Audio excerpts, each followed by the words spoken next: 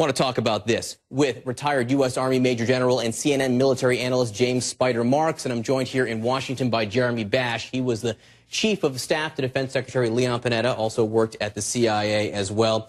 I want to start with what Defense Secretary Chuck Hagel said, Spider. He said that the U.S. is ready to act at any minute. The question is, ready to act with what, how, and on what targets? Well, I tell you, John, I think what we're going to see initially is a strike. Limited is what it would be called, because it's going against an array of targets that have been identified which belong to the Assad regime in terms of their ability and enables that regime to conduct its war-making capabilities and to deliver the chemical weapons. Those are command and control facilities, intelligence facilities, barracks facilities, integrated air defense, even the Navy. And I think it's important that we realize that those strikes could be initiated immediately, because those target folders, as they're called, have been in place and updated as a matter of routine. The intelligence community does that routinely. So these targets are identified, and it's just a matter of telling the combatant commander, which is the 6th Fleet, and the Central Command, in conjunction with the European Command, to launch the strikes. And the conventional wisdom has been, and Spider, I've heard you talking about this today, that they would use Tomahawk cruise missiles. Jeremy, let me pose this question to you. It's never just Tomahawk cruise missiles that have to be part of the consideration. They have to consider more than that, I imagine. And beyond just the missiles, what's the strategic objective here? Well, John, it's good to be here. I think there are 3 key strategic objectives to any military campaign. First, to punish Assad for using chemical weapons. Second, to degrade his capabilities to make war against his own people. And third, most importantly, to reestablish some of that deterrence that has slipped and to basically hold at risk those things that he values. You mentioned the 4 warships in the Eastern Med. We've got Tomahawk cruise missiles on those ships as well as on submarines. We also have a lot more. We've got 2 carrier strike groups in the vicinity. The Nimitz is about 5.5 months into her cruise. She's in the Persian Gulf. She did a Bahrain port call earlier this month. But we also have the USS Harry S. Truman with its carrier strike group that just transited the Suez, went down the Red Sea and was near the bottom of the Red Sea at the port of Aden. We probably will turn her around, put her back through the Suez Canal, and put her back into the Eastern Med. She was at Cyprus earlier this month. She's probably going back there. Even if we're not talking about manned strikes right now, you do give us the sense that they need to be prepared for the possibility for manned strikes at some point. Assad could escalate, and our military commanders are going to want to give the president maximum flexibility. This will likely be limited and surgical in terms of the scope and the objectives. However, if Assad should escalate, and we should talk about how he might do that, if he should escalate, we're going to want to have other strike sorties available. We may want to have jets come out of Incirlik.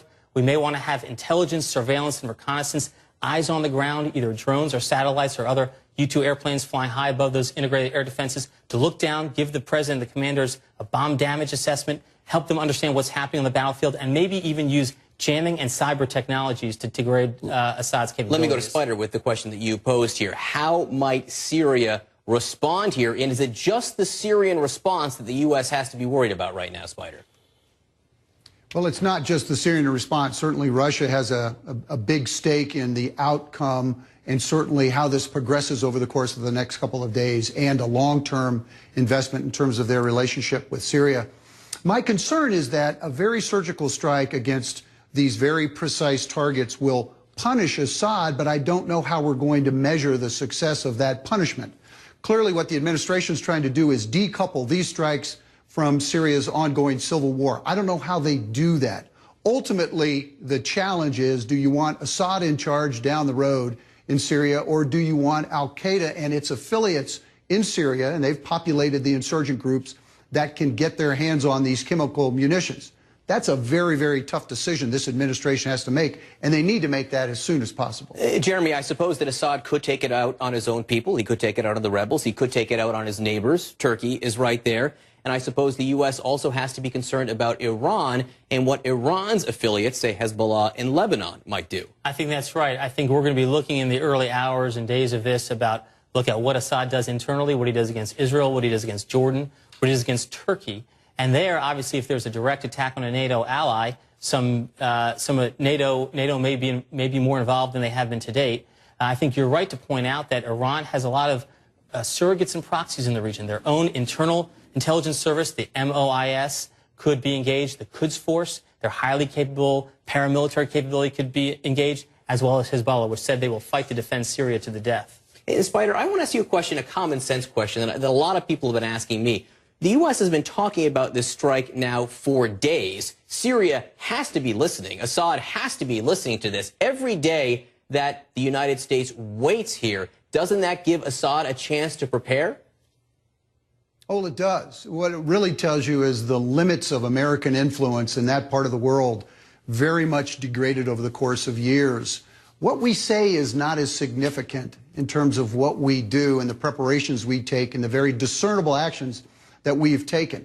What's important is that what we have given Assad is a hint in terms of what we're trying to do, and we've galvanized those forces, we've marshaled them, they're available. He certainly can read that. So that is a demonstration of our capabilities.